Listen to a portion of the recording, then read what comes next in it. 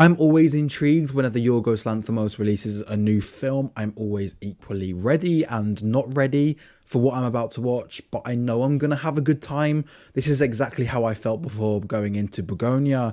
I would go as far as saying that I think this is one of the best trailers of the year at piquing interest. I know quite a few people that aren't into film as much as I am say, that Bugonia looks good. I'm interested in watching that. Bugonia is a remake of the 2003 film Save the Green Planet, directed by Jang Joon-hwan.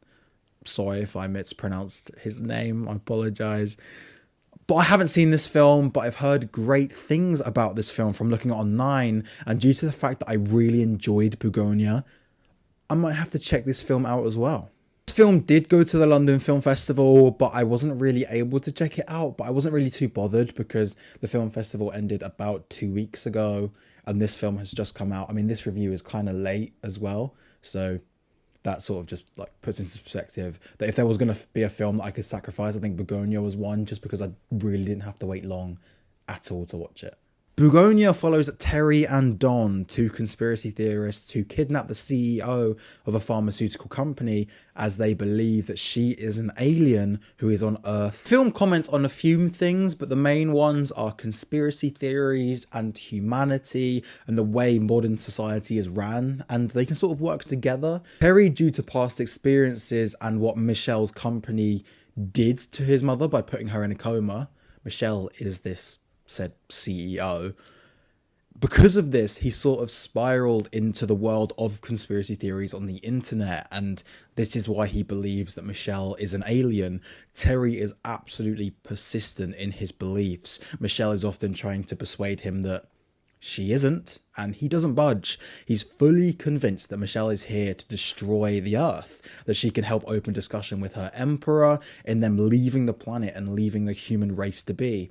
I do find it very interesting that Terry is very critical of society and how it's ran, with workers like him at the bottom of the barrel. The world doesn't really bat an eyelid at people like him, yet the rich and the people at the top, like Michelle, who is the CEO of the company that Terry works for, are at the top and they're thought of. But I find it interesting because he's so quick to want to protect this world that he hates from aliens and the potential destruction and takeover from this. It just shows his belief in humanity and how complex of a character that Terry is.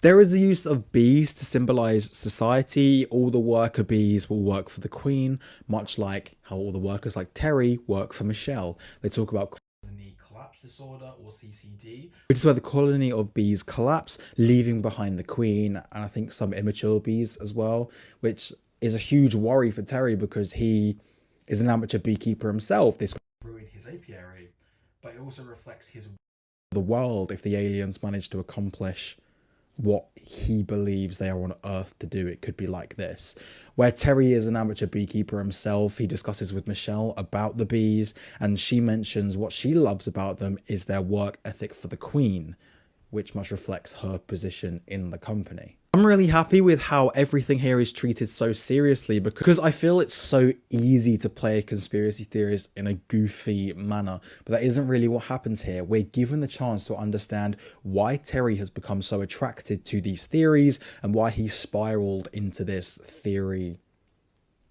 hole, in a way. As the film progresses, I'm kind of left to think what is real and what isn't. I was flicking between thinking Michelle is an alien, and then I thought she wasn't, and then I thought she was again, and then I thought she wasn't. You get the gist. Because there's an insight into Terry's traumatic past which we learn about. You can understand why Terry thinks Michelle is an alien.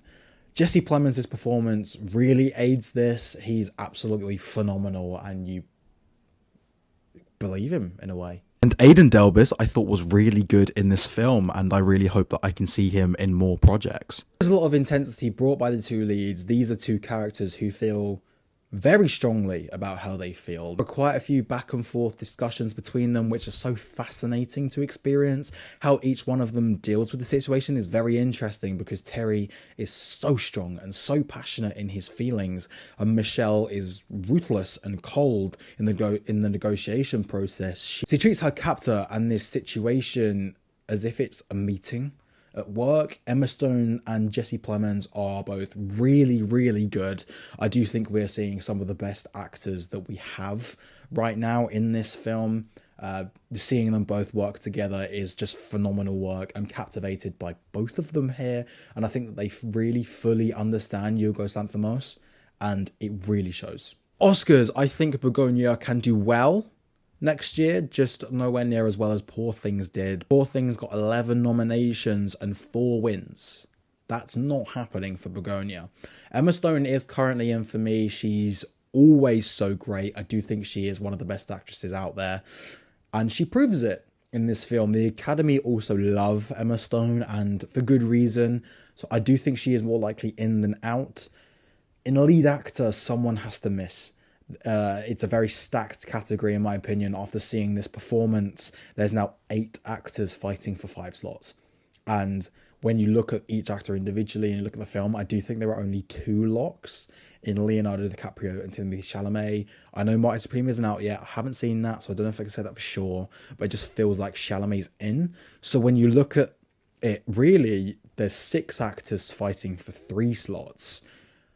This is the absolute best I've seen Jesse Plemons, though, playing a character so persistent in his beliefs, and due to his performance in the screenplay, I understand why Terry has delved into these theories, but I don't know if Plemons can get in over all these other people. I would love for him to get in. I would currently nominate him. There's still some performances I haven't seen. I would currently put him in the 5, but just can he beat everyone else is the question. The best screenplays of the year. It's very quick, it's intense, it's funny, it keeps you thinking. You don't know whether Michelle is actually an alien or not. It does a great job in keeping you think about that on your toes. These characters are some of the best written characters of the year. It's brilliant work from Will Tracy. Robbie Ryan's cinematography is great. I love when Yorgos and Robbie Ryan team up. They both instill some amazing frames into the film, whether it's close-ups, wide-angle shots. They're great. They invite you into this bizarre world and the contrast between the characters. The score is one of the best of the year. It's orchestral, it's large, it's stunning, it immerses you into the film and should get nominated as well. Picture could happen. I think with a lot of films, it just depends on how well received it is, but I do think a lot of critics and audiences are enjoying this film, so it has that in its favour. I think it's worthy of a nomination at Best Picture. It's a great film, but it's tricky. The film's not as crafty as the other films that the Academy heavily rewarded from Yorgos, like Poor Things and The Favourite. So not getting these craft nominations could hurt it. I currently have Bugonia at 10. It's always the most vulnerable position to be in, but I know that when I revisit my predictions in November, and I might do a predictions video, I don't know. I don't know if I want to do those on my channel. I just like talking about what they might get, but we'll see.